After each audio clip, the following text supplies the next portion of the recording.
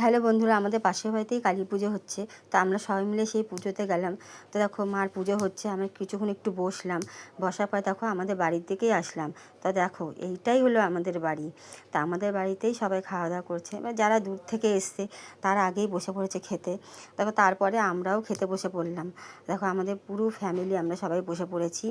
তো বসার পরে দেখো আমাদেরকে প্রথমেই পাতা দিল, তারপরে দেখো চলে আসলো গরম গরম ফ্রাইড রাইস, এদিকে দেখো আলুর দম, তারপর দেখো গরম গরম বেগুনি, এবার দেখো ধোকা।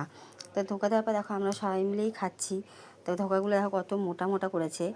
দেখো খাওয়ার পরে দেখো দিল, তারপর আমের চাটনি, তারপরে চলে এলো পাঁপড় ভাজা, তারপরে দেখো একটা করে মিষ্টি, আর তারপরে আসলো পায়েস। আর দেখো আমাদের পুচকেটার মার পাশে দাঁড়িয়ে আছে, সবাইকে হাজমোলা দিচ্ছিল।